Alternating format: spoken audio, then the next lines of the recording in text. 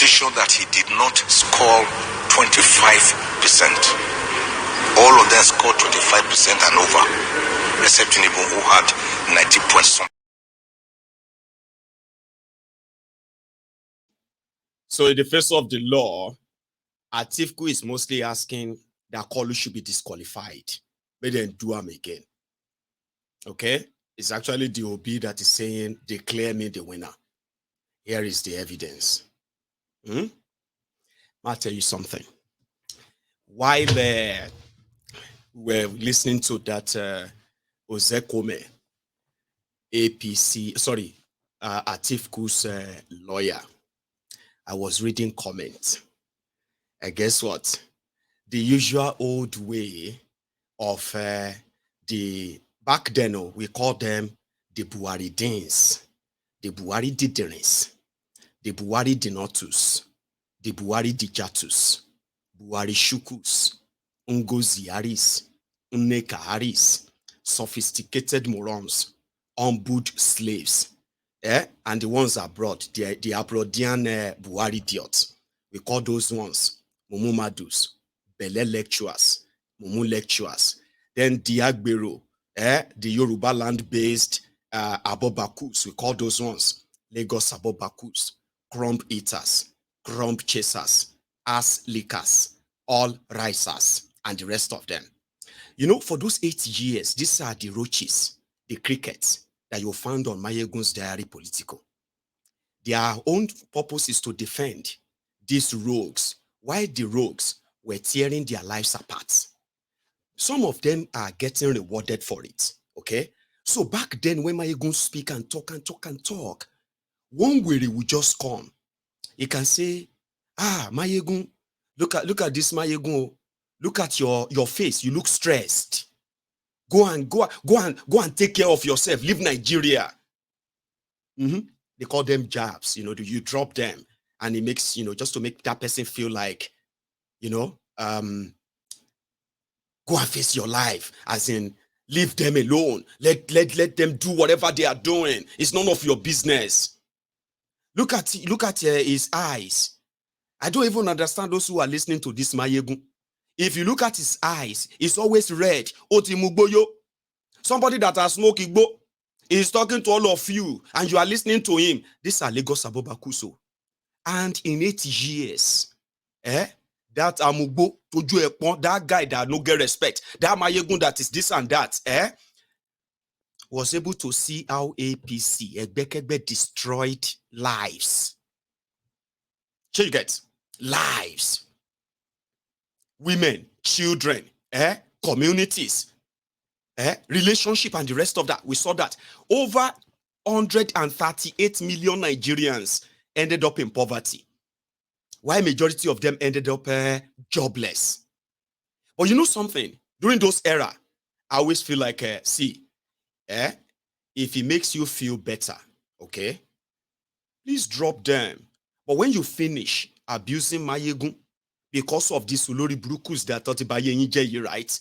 When you finish abusing Mayegun, talking about how I get a long necky, how I get this, whatever you are saying, when you are done, just do yourself a favor when it is just you and tell yourself the truth about your life. And remember how much of living in this denial is actually destroying you. But shame will not even let you admit to that yourself. And that Mayegun, somehow, always kind of ended up being right. Do you get that? So somebody was writing there and it was like, you look stressed. Omo, I am stressed. And that stress, right, in any way, is not because of your Nigeria. Okay? It's pretty much about the consequences of what they are doing. That those of us who have no contribution to the destruction of Nigeria are going to end up as victims. I mean, people are already victims anyway. People who have no contribution at all to the degeneration, the destruction, and the looting of Nigeria that you have today. The destruction of Nigeria that you have today. The division of Nigeria you have today. A lot of us are victims, including you. So when you abuse me, finish. just to remember, you will still have to go and face whatever shege they have out there for you. 8 years you told yourselves you were sacrificing under Bokwari, and the result of that is what you have today. So, Bumi Dada, you know what I do tell people? I said, listen, when you come on Mayegun's Diary Political and you kind of say, I love this program, I love this guy, I just don't like the way he talks. You know? Like Mayegun, you know, you don't really need to be vulgar. All of you, maybe say you like to speak English like that, right? And Mayegun, you don't need to abuse anybody. You can still say, I say, you don't know my history, nee. You see, I know my audience all the time, and my audience knows me very well. You know what I mean? In this temple, there are those whose personal ambition all the time, is to see how much people they will keep quiet and shut down in a way that, you see, this enslavement, this spreading virus of slavery that they kind of have embraced. They want all of us to, just comply. And over time, because we know ourselves very well, right? They no like me, I no like them. So when you come here and you see all these names, they have their own, they have their bearers. APC, Egbekegbe, people destroying people, articulated morons, the cash TVs here and there, the Abrodian, Buhari idiots, all these people, they exist. And when I'm passing my message, they receive them. So if you come here and you're a Mayegun, you don't need to insult, Baba, you are on the wrong platform. You know why? Only those who are closet sympathizers with all these criminals in Nigeria at first will take offense. Do you know why you will get offended if I say something? You only be offended because somehow you are a closet admirer of these criminals. And you can hide behind respect, culture, tradition, and all other nonsense you tell yourselves to indulge these people. So on Mayegun's Diary Political, right? If I roll them out like that, you know what I mean? You will cover your head though, because the owners of the messages, they are always in the comment section. Read the room yourself. Anyway, whether na court go save Kolu, abi na Sarailu go save Kolu, or whether na court go save you from Kolu, abi na Sarailu go save you from Kolu. In the next few weeks, the journey towards that will be established. How and what will happen after that?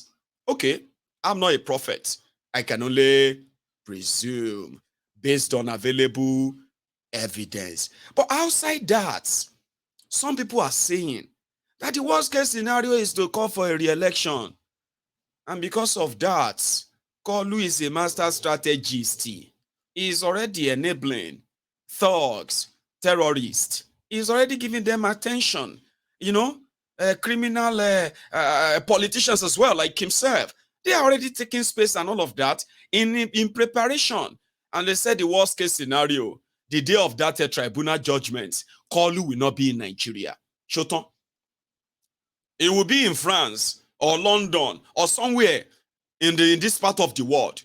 So that if the tribunal says no evidence, Kolu is your president, he can fly down and they can do the normal, you will see the hired crowd everywhere, like say that was them just winning the election. And that time will be the time you understand that they may be telling you something now here to make themselves feel better on social media. They are scared. Scared. So I was right here sitting my own jejely, and I saw that the PDP people, I said it earlier, I said, when you see OB people, the level at which, the one publicly, the level at which the politicians among you, the obedience, are interested in jumping the ship, okay?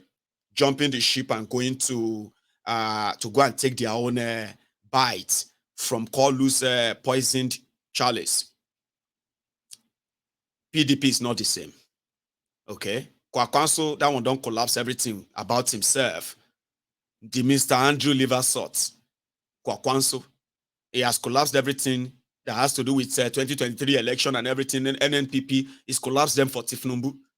Is currently fighting for ministerial appointments. So when Tinubu announces ministers, he may announce Kwakwanso as one of the ministers. Don't get shocked. Others in PDP are also kind of taking their space. The G5 of Werewike, the deal that got him here so far, that same deal has gotten him a ministerial post. So this is where you're going to know that a lot of these guys, well, let's see how that goes. In Port Harcourt, Werewike and his men, they're already in celebration mode because APC in Rivers State came out and they said, we have considered the ministerial slot to Wike. Is he going to give it to somebody? Or is he going to take it himself to further ascertain his own immunity, the one he's running away from? I'm sorry, well, the crime is running away from, Abi? That's how they celebrate in Port Harcourt when the news broke that Werewike is going to make the ministerial list of Kolu. Akoi heartbreak, you.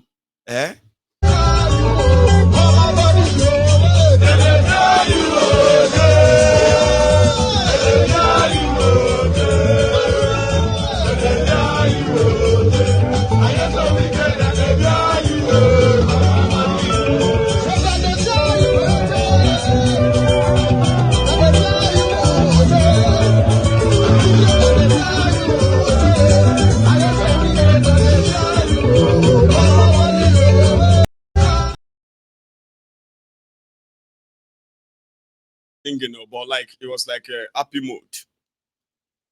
Sure, you get.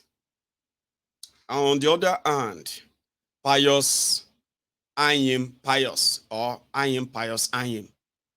How do you pronounce his name? Is it Pius Ayim Pius or Ayim Pius Ayim Pius Ayim? The former Senate President of Nigeria, PDP. The former Secretary to the Government of the Federation of Nigeria, PDP. As well as Olisa Metu. Oh, Olisa Metu. The man that Goodluck Egbere Jolantan sacrificed as, unfortunately, it was the one sacrificed as, what's it they call that thing? Sacrificial lamb. Oh, Olisa Metu. Olisa Metu collected, according to record, though, they say Olisa Metu collected over 500 million. 500 million naira for 2015 election. And it was authorized by Goodluck Egbere Jolantan. Unfortunately, when Olisa Metu was being dehumanized by Nigeria DSS, by Bokwari, guess what? Egbere Jolantan was a regular visitor in the villa. Taking pictures, smiling to the camera, sipping and drinking whatever they offered him inside the place. Olisa Metu gained the pity of the people, but he fought it. Olisa Metu broke his neck in one of the videos when he got he got bedridden. He was being punished for being the spokesperson for Jonathan when Jonathan was president. Something like, for PDP rather, when Jonathan was president. He was the spokesperson for PDP. He was the one releasing statements during that old era,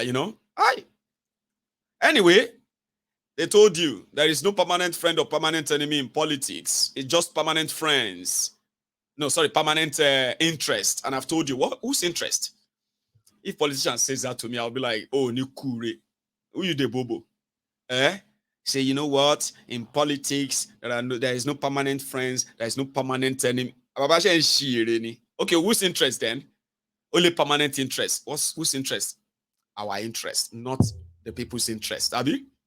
Anyway, now me they read the rumor, now some of they read them more, and I've most of the time been very right. Okay. So Kolu is building more, should I say, more structures. In case if the tribunal go go do anyhow, right? So Metu, that was punished by Bokwari, is a welcome guest inside the ass old rock. They're supposed to be Atiku people, but Metu was supposed to be Obi people, Obi person as well, because he publicly endorsed Obi. But it's politics. It's about interest. Remember, interest. My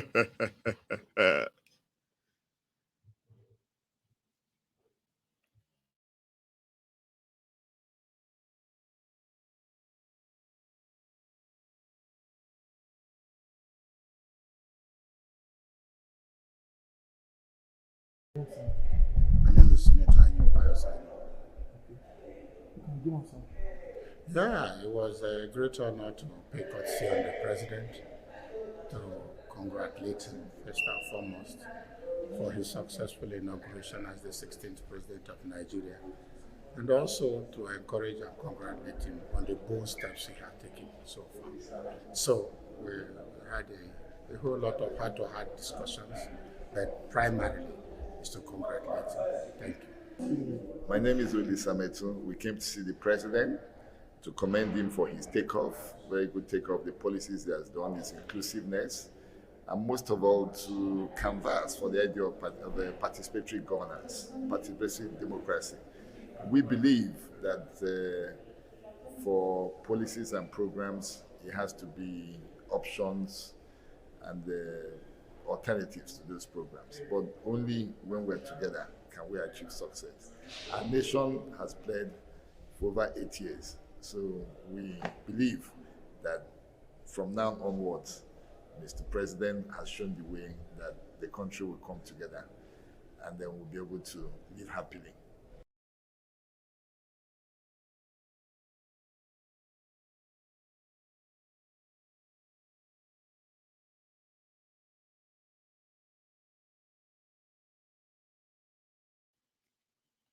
Mr. President invited them to, started well, smiling to the camera.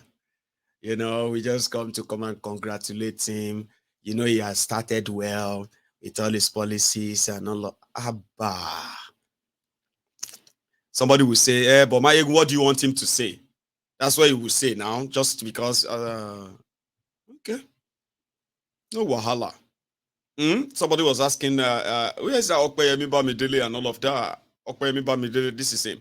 When Tinubu returned back to Nigeria from France, when he just disappeared that time before inauguration, and he returned, that's Okpeyemi Bamidele behind him. Check that, like behind.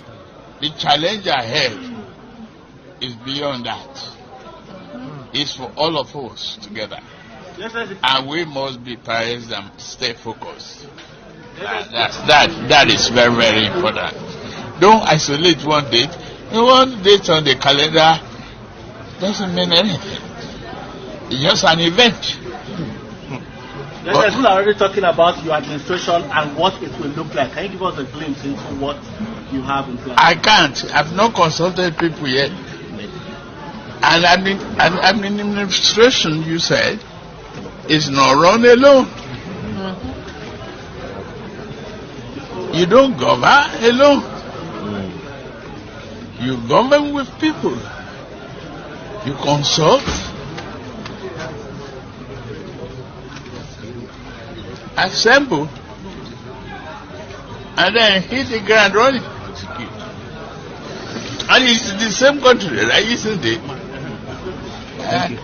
So. Thank you very much. Yeah, okay. Thank you. Thank you very much. You don't govern alone. You govern with people. You consult. Assemble. Everybody to propose. Yes. Everybody to propose. Yes. Àwọn ọlọ́pàá máa kó anybody lẹ́nu. Àwọn ọlọ́pàá máa kó anybody lẹ́nu. Àwọn ọlọ́pàá máa kó anybody.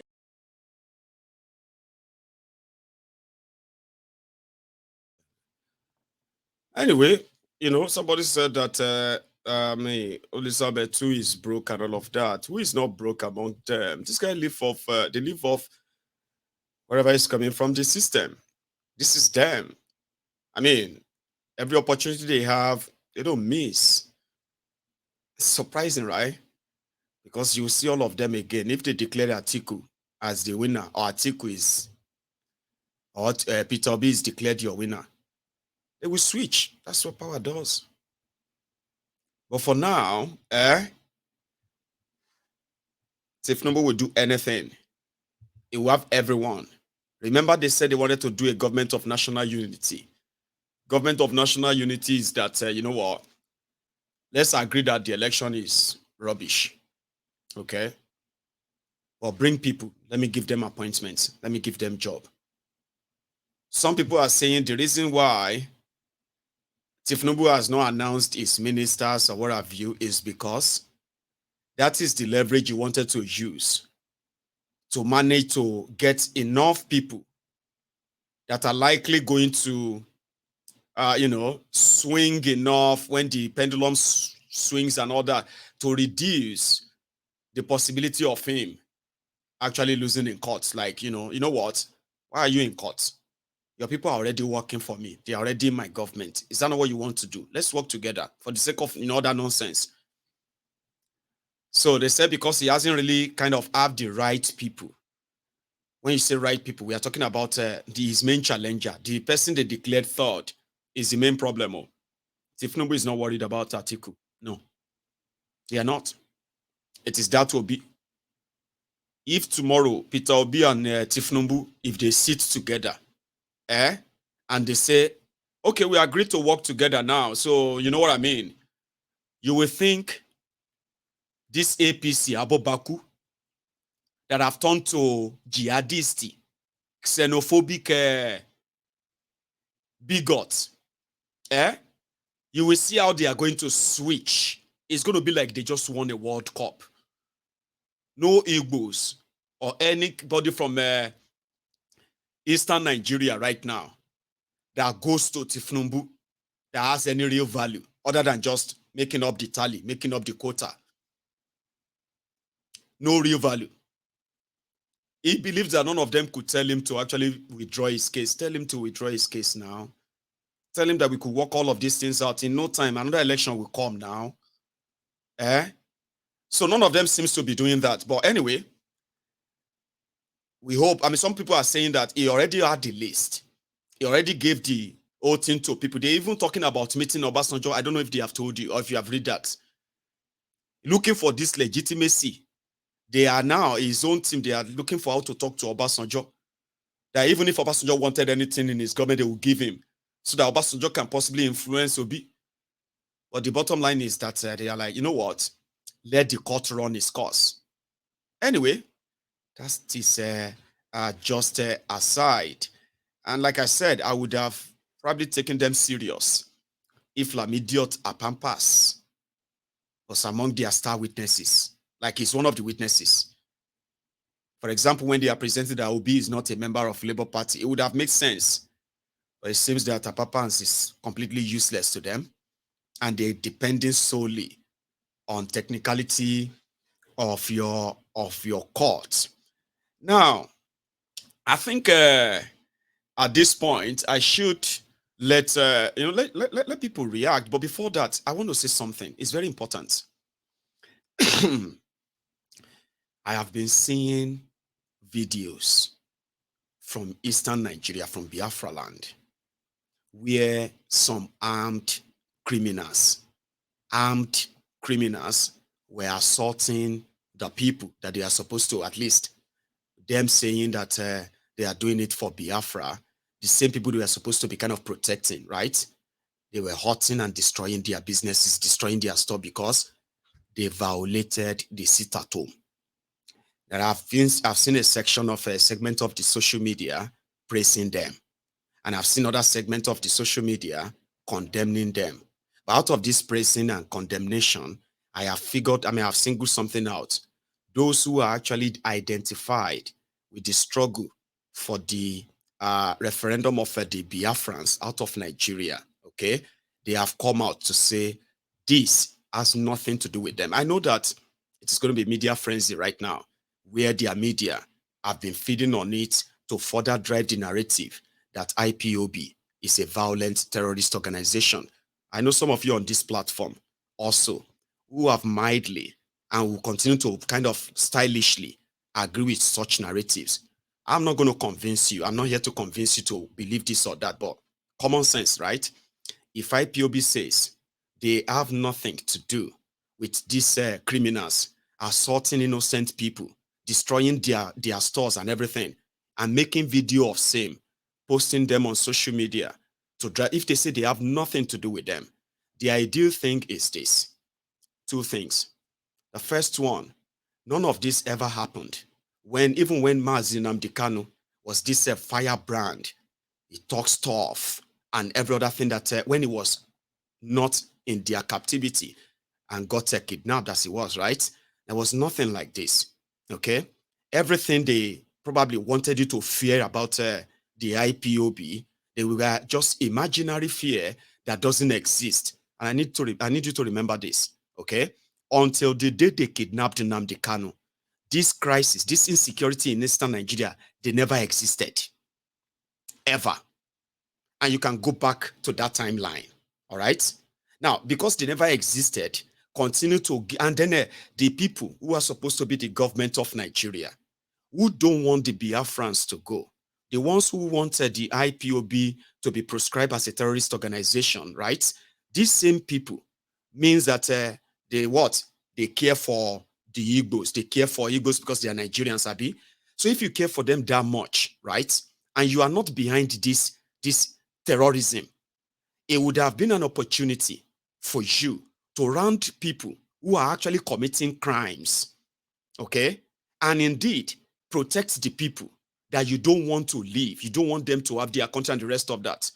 But unfortunately, right, the moment they kidnapped Nnamdi Kanu, this whole thing started. Yes, this whole thing started. And it never ended.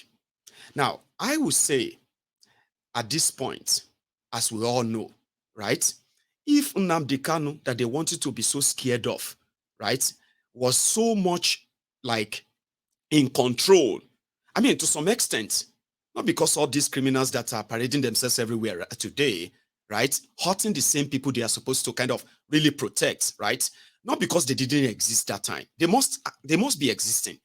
But somehow, there is somebody they actually fear or respect. Somehow, they didn't have the audacity to commit any crime in Biafra land. Even around that time, despite the militarization of the Igbo land by Boko Haram, it was so hard at the time to see, you know what I mean? Now, under that 8 years, they militarized Eastern Nigeria, checkpoints everywhere. But guess what? When you see these criminals who are like, attacking people and shooting and killing people and proclaiming that they are doing it because Nnamdi Kanu is in detention, guess what? There has never been any kind of gun challenges. Like, the unknown gunmen, they are there, they are attacking people. A militarized zone would have no security response, no nothing, until they are done and gone. Then they will come around and start arresting innocent people, parade them. But guess what? The crime didn't go away because that's exactly the playbook they want to exist. Now, would you agree, at least in this context, Nnamdi Kanu was taken to court. He also took them to court. They took him to court. He defeated them there because said he should be released. Don't you think that, number one, locking Nnamdi Kanu up hasn't actually helped Nigeria in cutting down or reducing the demand for Biafra? In fact, it seems to have encouraged more people to want it by all means now. So it's of no use for them. Whatever the intention was, it's not working. How about you release him and follow what your court said? Court said release him. Court said put him in a plane and return him to Kenya. That's what the court said. It's not a suggestion, it's a judgment. And because of that, they have taken it to the Supreme Court, asking the Supreme Court that the Supreme Court should not let him go. Okay? But the judgment of the appeal court is still standing. They lock him up, deny him medical care, deny him all the right that at least he has all those rights. It's in your custody. You are treating him like a criminal that he's not. Your court says he's not a criminal, right? And because you couldn't present any evidence per se. right? So you lock him up, and that is enough to fuel all kinds of gangs that are always going to be allowed to perpetuate all this criminality, okay? And then to whose advantage at the end of the day. Let him go. Let him go. And Tinubu became famous for restructuring, rewriting this, and all of that. It's been over 30 days since Kolu has been sworn in as your interim president. He hasn't made a mention of this a big issue, the elephant in the room. Nigerians want to discuss if they still want to be in the same country or not. And if those who are directing the country, preaching peace, unity, in division, and in hate, and all of that, yeah, if they can't smell the room, if they can't see it, this is not helping anyone. And my other message is this. I mean, we have every evidence to say unknown gunmen are sponsored by the same government. And all this evidence are very, very straightforward. They are unambiguous, so to say. One, we witnessed the state that is hunting for IPOB members. And I mean, the same region the same government that is hunting for IPOB members, wherever they see them, the same government had the same opportunity when they claimed that IPOB attacked Owerri prison and spent 5 hours singing praise and worship inside prison. That is just about 5 minutes walk from the governor's house in Owerri. That is just about a 15 minutes walk from police headquarters in Owerri. That is just about 25 minutes drive to the military headquarters or the military post outside Owerri. They spent 5 hours inside the prison. That didn't make any sense. Of course, 24 hours later, the same hopeless Uzodigba of Imo State came out and he said, IPOB had no capacity to carry out prison break. But remember, their media already drive that narrative for days.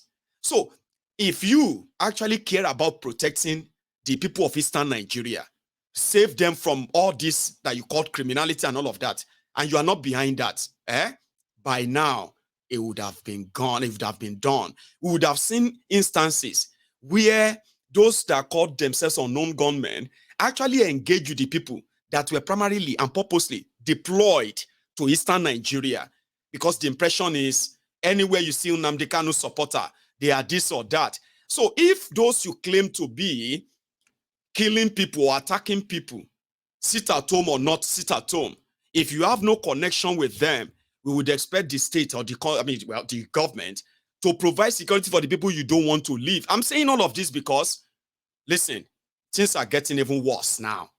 And at this stage, I think they will do anything just to prove to the world why they are holding Nnamdi Kanu.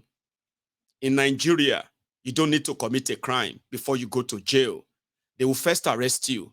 Then they will begin to investigate what they arrested you for. They will begin to look for evidence of why they arrested you. And that can take years. That's not normal. It's not. And everyone can take advantage of that. In what?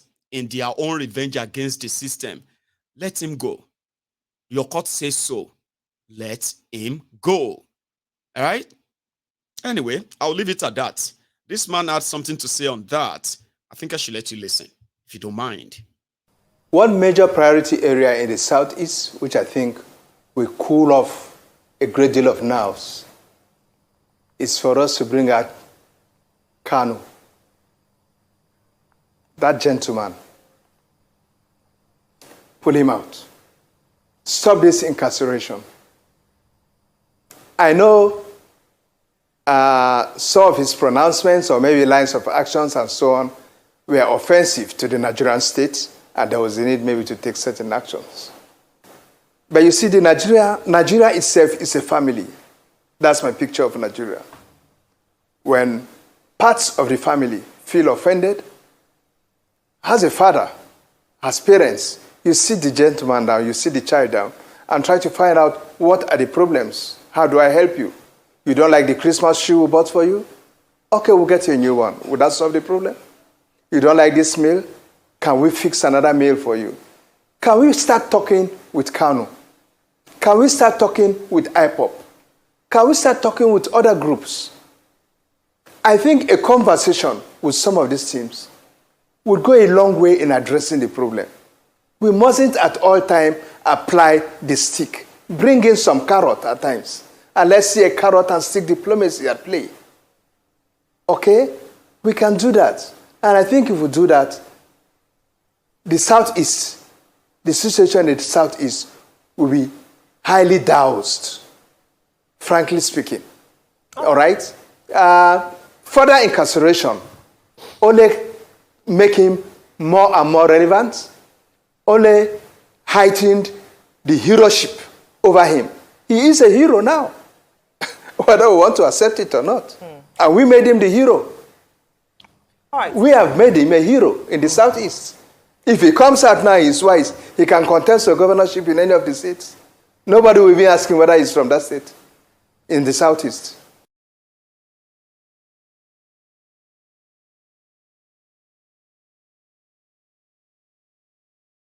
Is constant. Bokwari kidnapped Nnamdi Kanu, and he said he had an evidence that Nnamdi Kanu had something that could cause civil war in Nigeria. Then they went to court. They couldn't present anything that could cause civil war in Nigeria, or what have you, other than the message of let there be a referendum.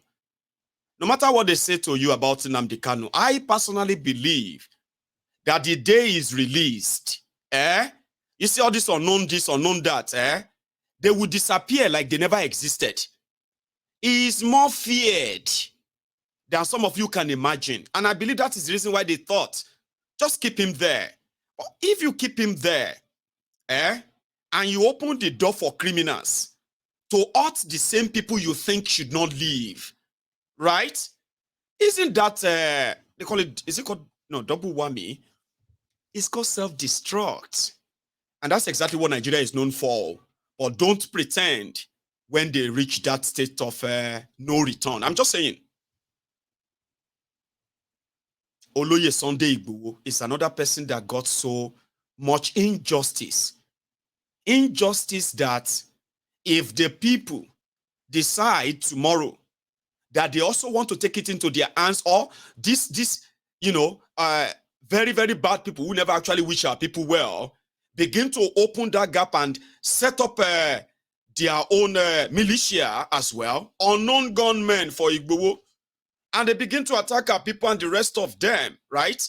Isn't that self-destructive? What did Igboho do? Somebody who was just like me and you, but more than me and you, right? Abandoned people who are at the mercy of terrorists in Yoruba land, screamed and cried. They cried, they crowed, they crawled. None of them is right, but cried, Sha, to the government and said they are killing us. Fulani terrorists are killing us. They are chasing us out of our land. We couldn't go to the farm. We can't go to markets. I mean, elderly women are being raped. This is unbelievable. Nobody listened to them. Nobody listened to them. I mean, it became so obvious for years, so for over 3 years, nobody listened to them. Not government, not the military, not the police, not the media. Nobody. They screamed SOS, save our soul. Igboho picked that up. He didn't say he wanted to be hero. Concerned citizen that was ready to put his life on the line for what the people who got paid officially didn't want to do. That then puts a mark on his back. That was how Oloye Sunday Igboho became their target until they attempted to take his life. There are those who are here shouting Yoruba Lokan, Yoruba this, calling other Yorubas who rejected anything to do with APC, Egbekegbe, including Tinubu, calling them Omuale. They wanted Igboho to be killed so that they can teach us a lesson. Kill him for what? Who sent him? He talks too much. Look at him talking like Kiniko. They were more interested in how Igbo was talking. They were more interested and offended by what they call the arrogance of how Igbo was talking, not because of the substance of what prompted him to talk that way. They were more concerned of how Nnamdi Kanu was talking, than what Nnamdi Kanu was talking about. Remember, so because of that, like the Pharisees, have you know the Pharisees, that said, give us Barnabas, give us Gemade, and then kill Jesus. How they do? Leave us this one. We would rather let these ones go. But you see this one, oh, we won't kill him. That's exactly what they turned people into. Because for political reason, Igbo was going to derail what they are now currently calling Tinubu's presidency. Don't forget that. Igbo is Yoruba. The Fulanis that are killing Yorubas, kidnapping us, raping our women. On our farms, they had a father which happened to be the president of Nigeria, Bokwari. And Bokwari happened to be Tinubu's best friend. Tinubu wants to be president after Bokwari.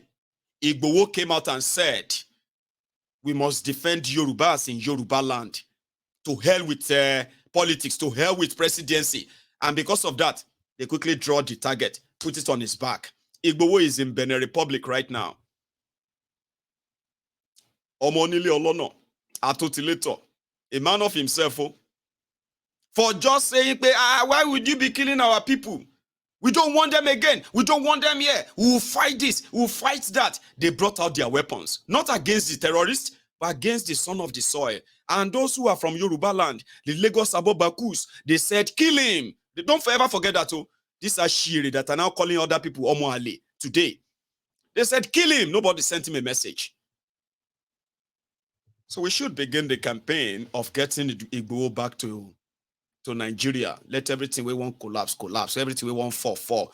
Unfortunately, there are those who are actually going to ensure that if he has to disappear, he must disappear. Like, I'm just saying, so if injustice, if people are picking or cherry picking who deserve to be to face to get his own right trampled upon, to face injustice.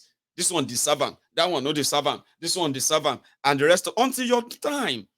And somebody is also going to say you deserve him, you self deserve him, you're supposed to punish you. This one is supposed to kill him. This one is because that's Nigeria, isn't it?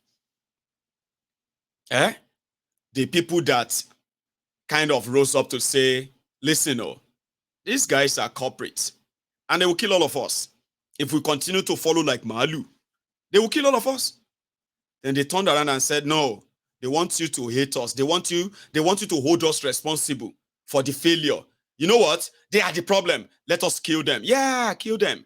Enemy, they want to cause problem. They want us to go and fight government. They are telling us to go and shake kiniko. Telling you to do what? Telling you to try and fight to stay alive and not be slaves. That's their sin.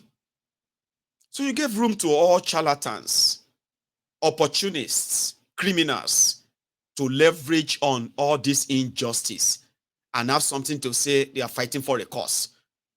You see anybody now that says, I'm fighting for Nnamdi Kanu and I'm ready to die for him. You look at him and say, he's stupid, right? No, he's not stupid. He's not. That is why you have to understand that whatever is happening right now, the best is to end it now and let him go. And when we say let him go, it simply means let him go unconditionally. And then let's see how they will sustain this, unknown that. That has, man, such a mess. Seriously. I'll leave it at that tonight. So let me take calls. So I'm going to take calls, okay? But I'm going to go make myself a cup of tea. Now, when I get back, then maybe we should have a talk or have a chat. But listen, if you have something else to do, you can easily just go for them, okay? But before you leave, do me that favor, like the broadcast, okay? Like it, share it, and subscribe. I will be back, ladies and gentlemen. So Don't go anywhere.